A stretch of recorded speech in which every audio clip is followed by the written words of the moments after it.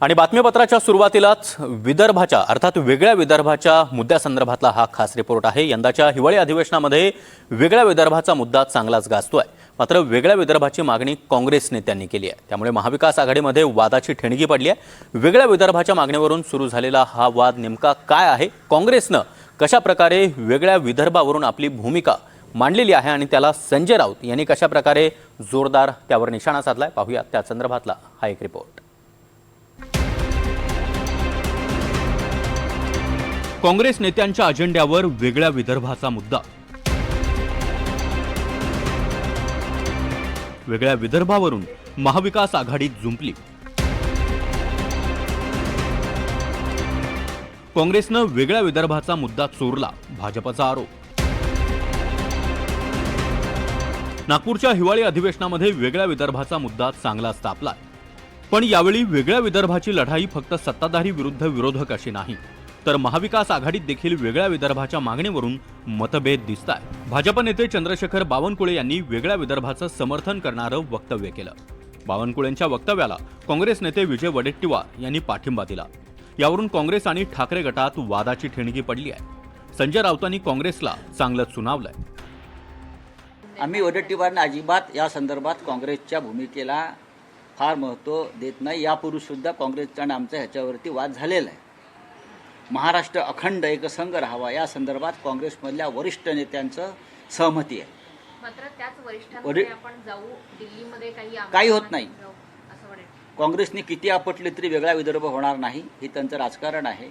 आणि भारतीय जनता पक्षाने किती प्रयत्न केला तरी मराठी माणूस महाराष्ट्राचे तुकडे पडू देणार नाही। आता तर उद्धव ठाकरे, राज ठाकरे एकत्र आहेत महाराष्ट्राच्या भूमिकेवर, मराठी माणसाच्या भूमिकेवर। वेगळ्या विदर्भावरून संजय राऊतांनी काँग्रेसला खडसावल्यानंतर काँग्रेसनंही राऊतांवर निशाणा साधलाय। आम्ही संजय राऊतांना महत्त्व देत नाही असा टोला वडेट्टीवार यांनी लगावलाय।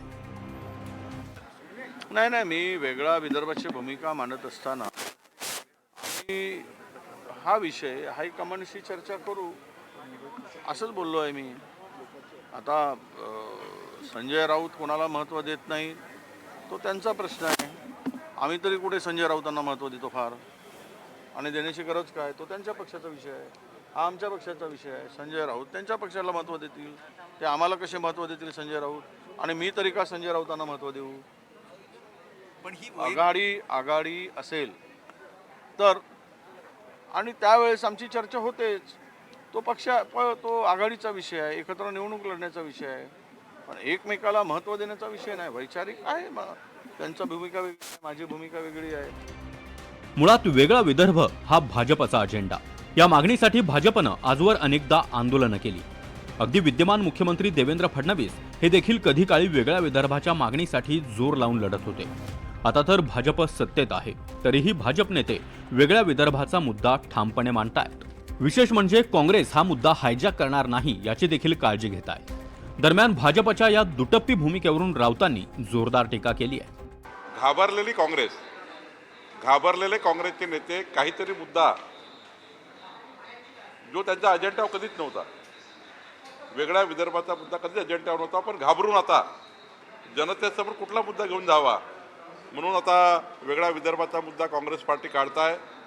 पण हा मुद्दा भाजपाचा आहे, हा मुद्दा आमच्या अजेंड्याचा आहे, या मुद्द्यावर आम्ही काम करतो आहे। हा मुद्दा भाजपच्या अजेंड्यातून बाहेर गेला नाही आहे। महसूल मंत्री चंद्रशेखर बावनकुळे जे कॅबिनेटचे महत्त्वाचे सदस्य आहेत ते सांगतात विदर्भ वेगळा करण्याचे आमचं काम सुरू आहे, आमचा अजेंडा आहे, आणि देवेंद्र फडणवीस त्यावर काम करतायत। त्याच्यावर मिंधे गटाचा स्वतःला शिवसेना म्हणून घेणारा एकही आमदार उसळून उठला नाही, याचा अर्थ हे अमित शहाचे मिंधे आहेत।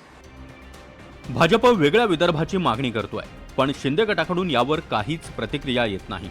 त्यावरून संजय राऊत हे शिंदे गटावरही चांगलेच संतापले।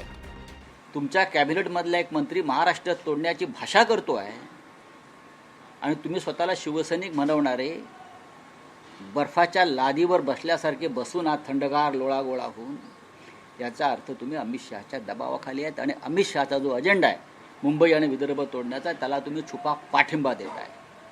आणि नक्कीच विदर्भाला या अधिवेशनातनं न्याय देण्याची भूमिका या अंतिम आठवडा प्रस्तावाच्या उत्तरातनं सभागृहाचे नेते विधानसभेचे आदरणीय फडणवीस साहेब आणि विधान परिषद सभागृहाचे नेते आदरणीय एकनाथजी शिंदे साहेब देतील। भाजप, काँग्रेस आणि ठाकरे गटाच्या नेत्यांमध्ये हा वाद सुरू असतानाच फडणवीसांनी मात्र या मुद्द्यापासून 4 हात लांब राहणंच पसंत केलंय।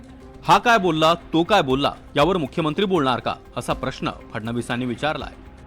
मला काय वाटतं की हे जे काही या ठिकाणी हे काय बोलतात, ते काय बोलतात, याच्यावर उत्तर देण्याकरता मुख्यमंत्री आहे का?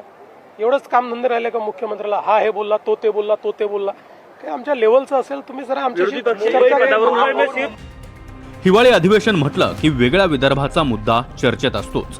आंदोलनं होतात, नेत्यांमध्ये राजकीय वादविवाद देखील होतात, पण सत्ताधारी पक्षातील मंत्रीच वेगळ्या विदर्भाची मागणी करत असतील आणि विरोधकही दिशाहीन अवस्थेत असतील तर महाराष्ट्राचे 2 तुकडे पडायला वेळ लागणार नाही। Bureau report, NDTV Marathi.